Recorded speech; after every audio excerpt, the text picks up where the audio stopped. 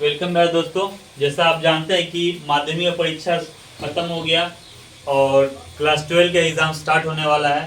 तो आज मैं हिंदी का सेशन लाया हूं और साथ ही साथ हिंदी के साथ साथ मैं आज ही पॉलिटिकल ही बता दूंगा, क्योंकि एग्ज़ाम में बहुत कम दिन है और मुझे भी समय नहीं है। मैं थोड़ा उड़ीसा निकलूँगा और भी सब्जेक्ट अपलोड करूँगा, बट आज हिंदी और पॉल का बता दे रहा हूँ। हालांकि 12 क्लास 10 से बहुत इजी होता है, लॉन्ग में हो या शॉर्ट में हो तो अच्छा मार्क्स लाया जा सकता है। जो पढ़ेगा वो ला देगा। ठीक, तो आप देखिए, सबसे पहले आप निबंध या कहानी में से आपको ग्रुप मिलेगा क और ख।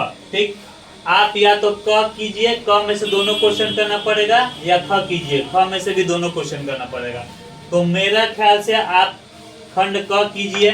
ठीक है, कलाकार की व्यक्तिगत ईमानदारी में लेखक के विचार या यशराज का चित्रण, इन दोनों क्वेश्चन में से आपको एक लॉन्ग क्वेश्चन मिल जाएगा और लाइनिंग क्वेश्चन कुटज से रहेगा। कुटज में मान लीजिए पर्वत शोभा निकेतन होते हैं, ग्रुप व्यक्ति शब्द नाम समाज सकते हैं। हालांकि आपको अगर सिर्फ ये ग्रुप करना है तो आपको अच्छा से पढ़ना ही पड़ेगा। ठीक, तो आप ऊपर वाला लॉन्ग क्वेश्चन कर लीजिए और लाइनिंग 5-6 अच्छा से कर लीजिए। ठीक, आपको यहाँ से 10 नंबर मिल जाएगा। उसके बाद देखिए, नशा या भाई बहन कहानी का मूल उद्देश्य या शीर्षक, आप इन दोनों का मूल उद्देश्य और शीर्षक याद कर लीजिए। उसके बाद चरित्र चित्रण में आप सुंदरिया का चरित्र चित्रण या नशा कहानी का प्रमुख पात्र का चरित्र चित्रण याद कर लीजिए, आपको वहां से नंबर मिल जाएगा। और इसके साथ लाइनिंग रहेगा।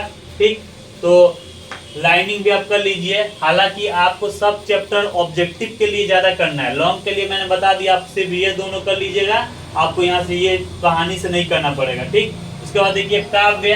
काव्य में आप तुलसीदास जी ने मित्र के बारे में क्या बतलाया है, आपको पता ही है। तुलसीदास जी मित्र के बारे में बहुत चीज बोलते हैं, कुछ भी बताए हैं। अच्छा से पढ़िए वहां से कि आपका मार्क्स अच्छा है।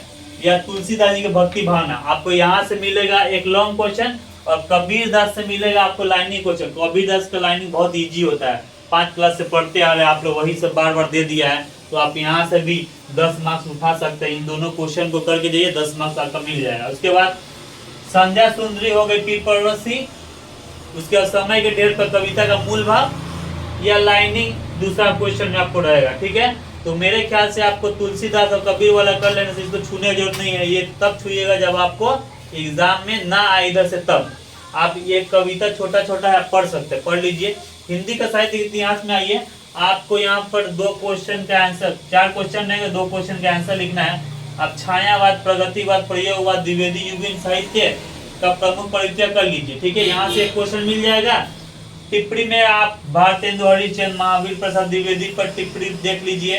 ठीक है, इनकी विशेषता, भारतेंदु हरिश्चंद्र की काव्यगत विशेषता भी देख लीजिए। उसके बाद जयशंकर प्रसाद मुक्तिबोध, दिनकर जी का काव्यगत विशेषता देख लीजिए। सॉरी, आप हरिश्चंद्र के साहित्यिक विशेषता को देख लीजिए। ठीक है, उसके बाद जयशंकर प्रसाद मुक्तिबोध, दिनकर जी के काव्यगत विशेषता देखिए। आपको लेटर्स में 10 नंबर यहाँ मिलेंगे। ठीक है, पर्सनल और फेसियल लेटर आपको बना के लिख सकते हैं, या आप रिपोर्टाज लिख लीजिए, निबंध लिख लीजिए, यहाँ से इजीली आपको 40 मार्क्स मिल जाएंगे।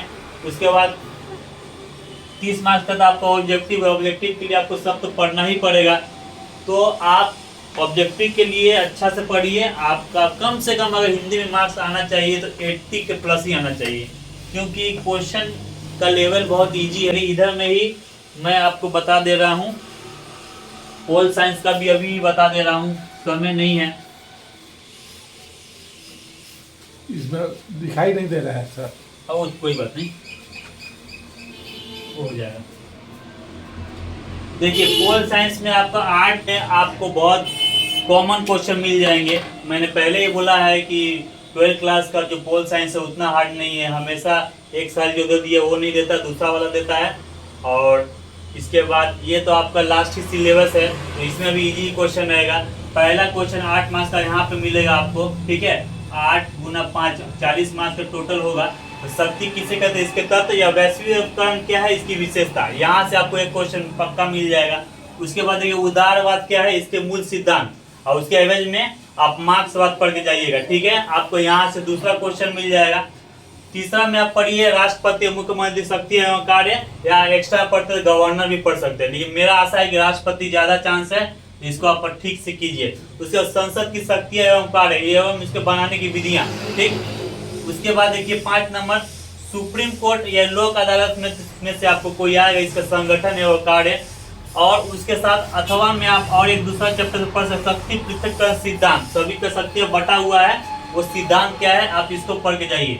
ये इतना क्वेश्चन करके जाइए, पोल साइंस में आपको 40 मार्क्स हो जाएगा, ऑब्जेक्टिव तो आपको पढ़ के जाना ही है।